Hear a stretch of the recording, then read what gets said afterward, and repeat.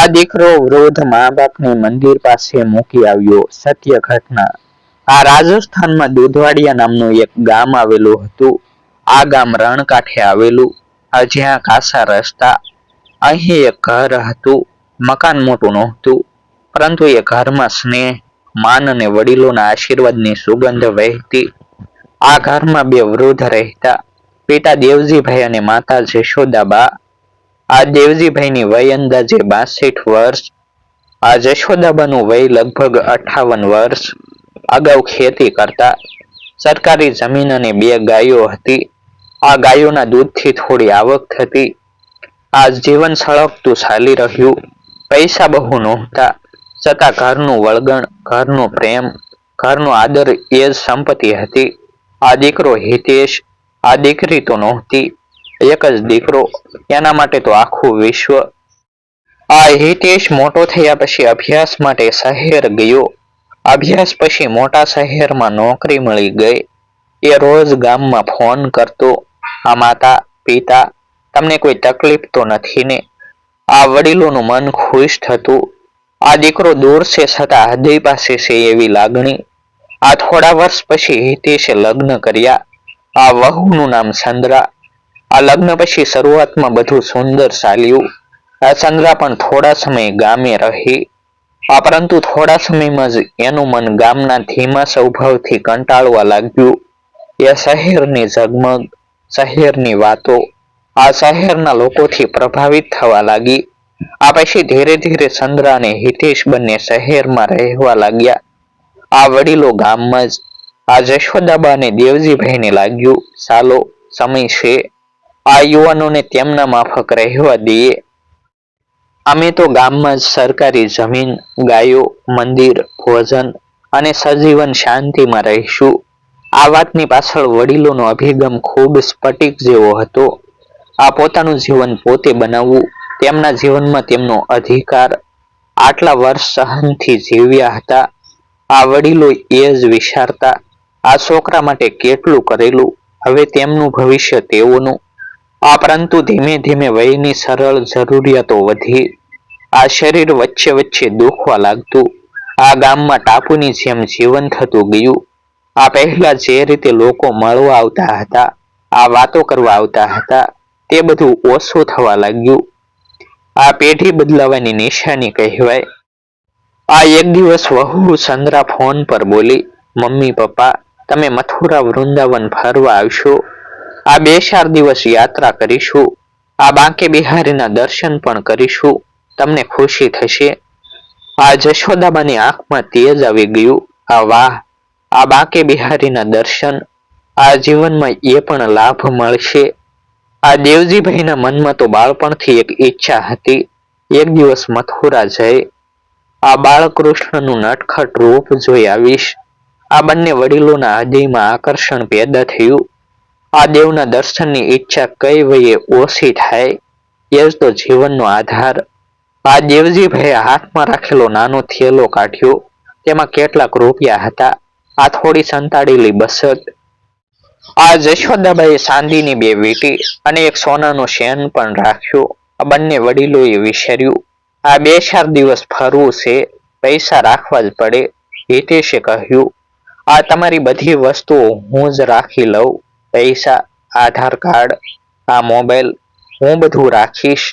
તમારે ચિંતા કરવી નહીં. આ તમે તો ફક્ત યાત્રાનો આનંદ લો. આ વડીલોને વિશ્વાસ હતો, આ દીકરો છે એ કેમ વિચારાય. આ પછી તો ગામના પડોશીઓને કહ્યું, અમે 2 દિવસ માટે બાંકે બિહારીના દર્શન કરવા જઈએ છીએ. આ ગામના માનવી ખુશ, અરે વાહ, આ તમે બાંકે બિહારી ધામ જાવ છો, આ જીવન ધન્ય થવા જેવું કામ. આ રવિવારે, આ વહેલી સવારે ગામનો કાસો રસ્તો, ધોળના રજકણો અને વૃદ્ધ વડીલોનું ગામ છોડવાનું પગલું કેટલું નિર્વાણ ભરેલું હતું.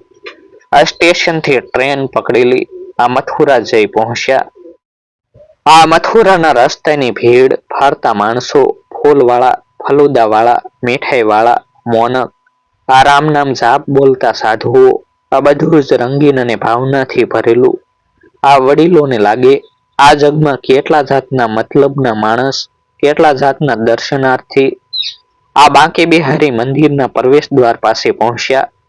આ વહુ દીકરો બોલ્યા, હવે થોડો સમય બસ અહીં બેસજો, અમે તુરંત આવીએ છીએ. પ્રસાદ લઈ આવીએ, પાણી પણ લાવી દઈએ. આ વડીલો બેંસ પર બેસી ગયા. આ ભીડની વચ્ચે તેઓ દીકરો વહુને નિહાળતા હતા, પણ સેકન્ડો, પછી મિનિટો, પછી કલાકો પસાર, આ દેખાયા જ નહીં. આ વડીલોના ચહેરા પર ગભરાટ. આ જશોદાબા બોલ્યા, દેવજી, કેમ એવું લાગ્યું છે? કંઈક અસ્તુત થઈ ગયું હોય તો નહીં? આ દેવજીભાઈ હાથ જોડીને બોલ્યા, આ દેવને સોંપી દઈએ, આ બધું આપણા વિચારથી બહાર છે. પણ દીકરો એવું કેમ કરે?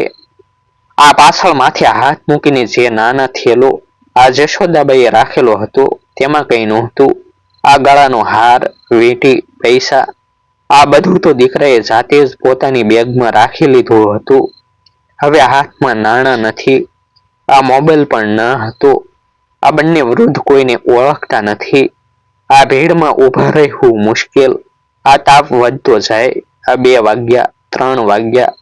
આસપાસના ફેરિયા, દુકાનદાર, આ દર્શનાર્થીઓ, આ બધા બદલાઈ ગયા. આ વડીલોનું મન તૂટી રહ્યું હતું. આ જશોદાબા શાંત થઈ ગયા. આ દેવજીભાઈ આંખમાં પાણી લઈને બોલ્યા, અમે તો ક્યારેય દુઃખ દીધું નહીં, કોઈ ગુનો કર્યો નહીં.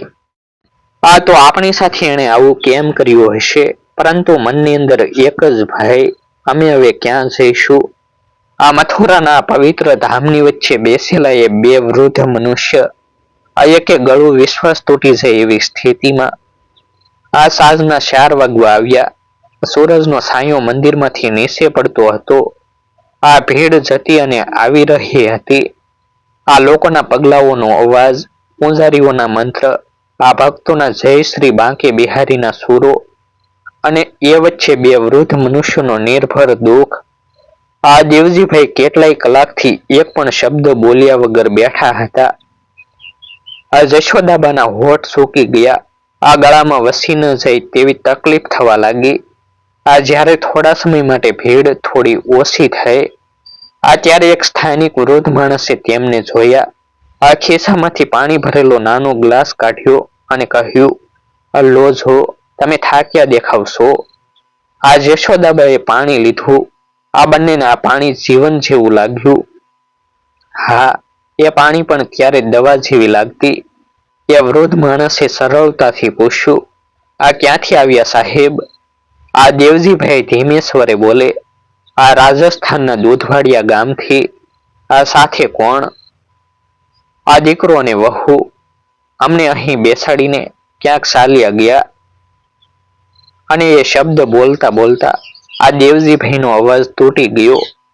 એ માણસ પાસે કંઈ મદદ નહોતી, પણ એની દયા હતી. એની આંખોમાં સંવેદના હતી. એણે તેમને એક નાનું પરસોટ દેખાડ્યું. આ સાંજ પડે ત્યાં સુધી અહીં બેસી જાઓ. આ રાત પડતા પહેલા કોઈ સેવા મંડળ આવે છે, કદાચ તેઓ તમારી મદદ કરશે.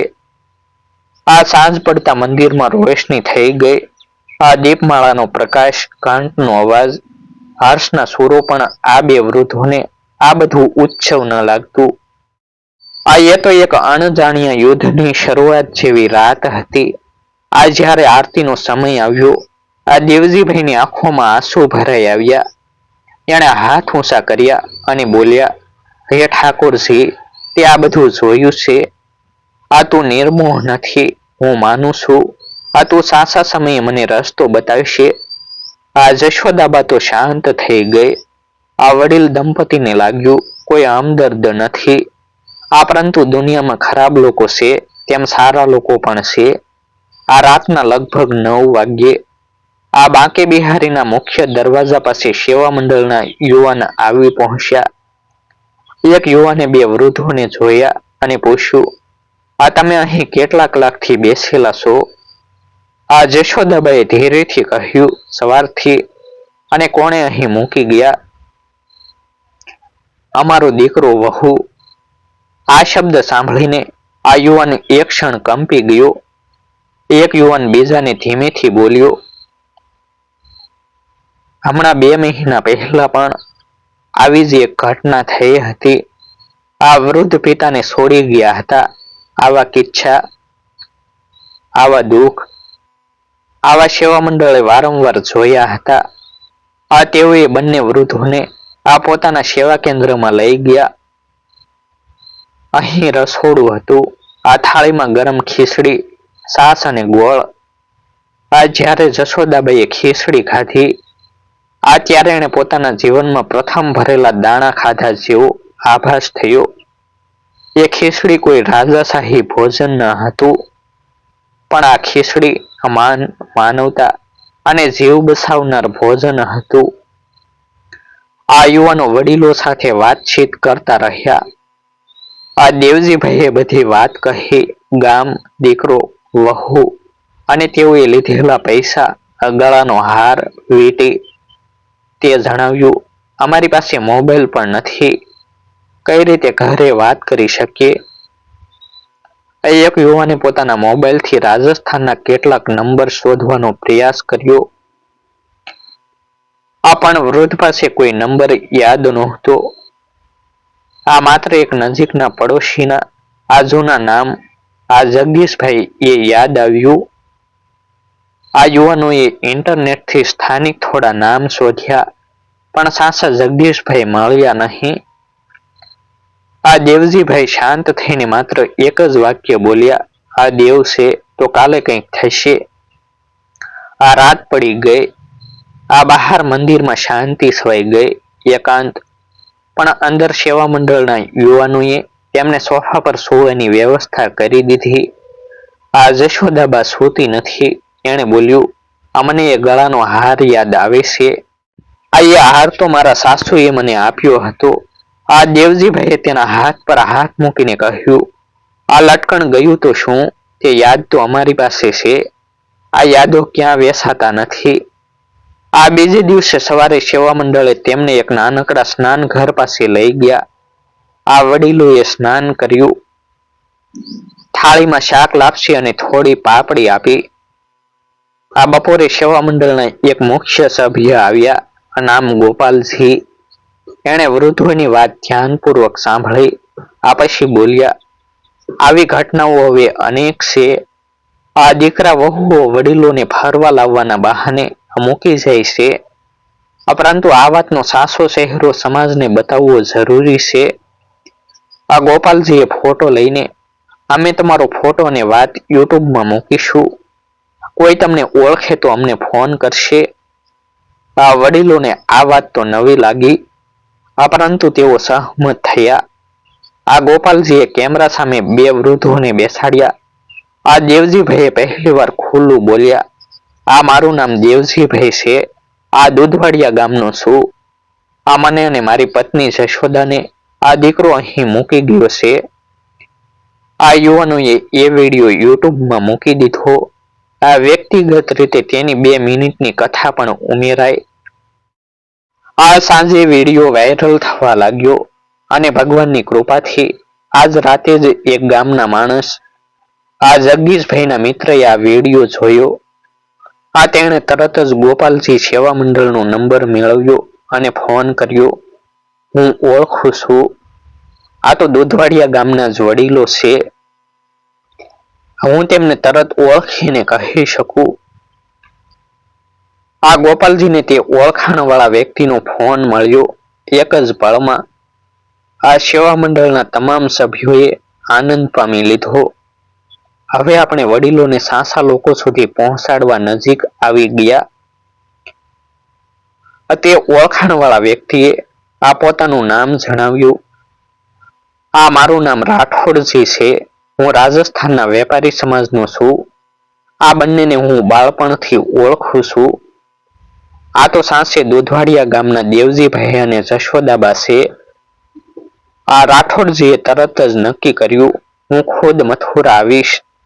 આ બીજા જ દિવસે આ સવારે રાઠોડજી મથુરા આવી પહોંચ્યા. આ ગોપાલજીએ તેમને સેવા કેન્દ્રમાં લઈને ગયા, જ્યાં 2 વૃદ્ધ બેઠા હતા. આ રાઠોડજીને જોઈને આ જશોદાબાના આંખોમાં અચાનક ચમક આવી ગઈ. અરે તું રાઠોડ. આ દેવજીભાઈએ હાથ પકડતા પકડતા કહ્યું. આ રાઠોડજીની આંખમાં સંવેદના હતી. એણે કવથિત અવાજમાં કહ્યું, આ ભાઈ તમે એકલા નથી, હું છું. આ તમને ઘરે પાછા લઈ જઈશ. આ દેવજીભાઈના હાથ ધ્રુજી ગયા અને જશોદાબાના મનમાં એ દીકરાની યાદ ફરી ઉપડી, પણ આ વખતે દુઃખ સાથે નહીં, એક સત્યના સ્વીકાર સાથે. રાઠોડજીએ સેવા મંડળને નમ્ર વિનંતી કરી. આ સેવા મંડળે સાચી સેવા કરી છે, આભાર. આ તે જ દિવસે આ વડીલોને સાથે લઈ રાઠોડજી રાજસ્થાન પાછા લઈ ગયા. આ ગામમાં પહોંચતા લોકો ઉમટી પડ્યા. આ સમાજે તેમને આવકાર કર્યો, તમે આવી ગયા, અમને ખબર નહોતી કે આવું થયેલું. આ ઘટનાના સમાચાર રાજસ્થાનમાં પણ ફેલાયા. આ સામાજિક સંગઠનોએ હિતેશ અને ચંદ્રા પર કેસ નોંધાવ્યો. આ પોલીસે તેમને અટકમાં રાખી પૂછપરછ શરૂ કરી. આ દીકરો અને વહુ માટે આ ગૌરવનો વિષય નહીં, પણ શરમનો અને પાપનો દિવસ હતો. આ દેવજીભાઈ અને જશોદાબા હવે રાઠોડજીના ઘરમાં માનથી રહેવા લાગ્યા. આ રાઠોડજીની પત્ની એમને માતા પિતાની જેમ જ માન આપતી. આ જશોદાબા વારંવાર બોલતી, આ દેવના દરબારમાં અંધકાર નથી, એક દિવસ સાચું ફળ મળતું જ હોય. અને એક સાંજે તેઓ ફરીથી રાત્રે આકાશ તરફ જોયું અને હળવા અવાજે બોલ્યા, હે બાંકે બિહારી, તારા દર્શન તો થયા, પણ તું અમને જીવનનો એક વાસ્તવિક પાઠ પણ શીખવી ગયો. આ રાઠોડજીએ વડીલોને પોતાના ઘરમાં જમવાનું આપ્યું. આ ગામમાં બધા લોકો આ ઘટના વિશે જાણતા થઈ ગયા. આ દરેકના મનમાં એક જ ચર્ચા, કેટલા બદનસીબી એવા દીકરા વહુ, આ જેમણે સર્જનનાર વડીલને જ રસ્તા પર મૂકી દીધા. આ દેવજીભાઈ અને જશોદાબા હવે રાઠોડજીના ઘરમાં સવાર સાંજ પ્રભુ સ્મરણ કરતા. આ વાસ્તવમાં તેમનું મન હજી પણ દીકરા માટે રડે. આ પરંતુ એ રડવું ક્રોધનું નહીં, આશાનું પણ નથી, ફક્ત એક જ સત્યનો સ્વીકાર. આ એક દિવસ રાઠોડજીએ સમાચાર આપ્યા, હિતેશ અને ચંદ્રાને કોર્ટ તારીખ મળી છે. આ સમાજે દબાણ કર્યું છે. આ પોલીસે તેમની સામે કેસ રજીસ્ટર કરી દીધો. આ વડીલોને મૂકી જવાની સજા તો મળશે જ. આ દેવજીભાઈએ આંખ બંધ કરી અને શાંત બોલ્યા, આ હિતેશ મારા શરીરનું રક્ત છે. આ પરંતુ મન નવરું રહેવું પડે, ત્યારે મારો વહીવટ હવે દેવ કરે. આ વડીલોને હવે સમજાયું, આ દીકરો જન્મતો હોય એટલું પૂરતું નથી, આ દીકરો દિલમાં હોવો જોઈએ, ત્યારે જ તે દીકરો કહેવાય. કેટલાક દિવસ પછી આ બાંકે બિહારી મંદિરના વિડીયો ફરી જોવા મળ્યા. આ વડીલોને પોતાના જ આંસુ યાદ આવી ગયા. તે દીવાના પ્રકાશ, તે ઘટનાના નાદ અને બેન્ચ ઉપર બે વૃદ્ધ લોકોની રાત. આ જશોદાબાઈએ તે વિડીયો જોતા બોલ્યા, આ દેવ જોવા માટે અમે ગયા હતા, પણ દેવે અમને જીવનનો ચહેરો બતાવ્યો. આ જેણે જન્મ આપ્યો એ વખતે છોડાઈ પણ જાય, પણ સાચો માણસ ક્યારેય છોડતો નથી. આ ગામમાં હવે બાળકો આવે અને વૃદ્ધો સાથે બેસીને આ ભગવાનની વાત સાંભળે. આ જશોદાબા તેમને કહે, આ મારા બાળકો, જીવનમાં લાલચ ન રાખશો. પૈસા માણસને અંધ કરે અને લાલચ માણસને નિષ્ઠુર. આ માનવીય સમાજ વચ્ચે આ ઘટનાનો એક જ અંતિમ ઉપદેશ ફેલાયો, આ માતા પિતા વડીલ નબળા નથી, આ તે તો જીવનના અનુભવોનો ખજાનો છે. આ બાંકે બિહારીની કૃપાથી આ વડીલોના જીવનમાં હવે શાંતિ આવી ગઈ. આ જેને છોડી ગયા એ તો ગુમાયા, પણ જેને સાંભળ્યું એ સાચે જ પરિવાર બની ગયા. આ દેવના દરબારમાં સત્ય ક્યારેય હારે નહીં. આ કોમેન્ટમાં જય બાંકે બિહારી અને જય શ્રી કૃષ્ણ લખવાનું ભૂલશો નહીં. ફરી મળીશું એક નવી સ્ટોરી સાથે. આભાર. આ જય હિન્દ, જય ભારત.